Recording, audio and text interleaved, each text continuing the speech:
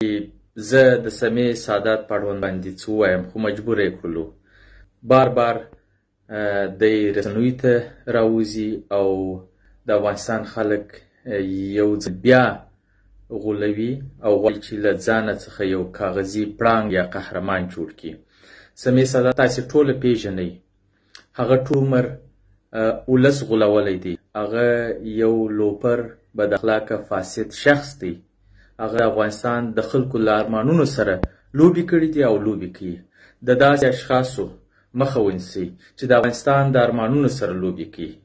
هغه په همدې لار کې ځان قهرمان بولي. د داسې اشخاصو عملي کړنې وګورئ.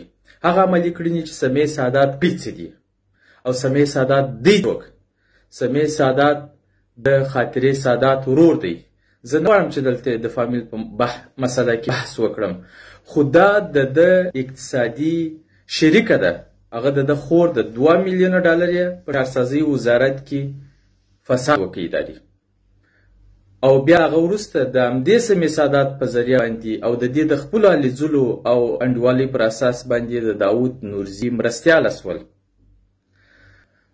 بیا له هغه ځای څخه دا امریکا ته په تیښته بریالۍ سوله. سمیع سادات هم د هلمند کل اردو ته چې راغی، هلته بېسارې او ډېره زیات اداري فساد وکړي. پخواني منصبداران یې ټوله خوابدي کړه.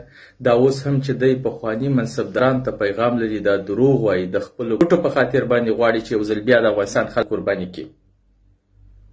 افغانستان خلک به قرباني ورکوي، خو د ده لپاره نه.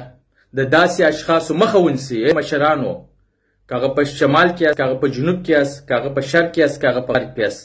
د داسې کسانو مخه ونیسئ چې هغه په اداري فساد، اخلاقي فساد کې ککړ وي.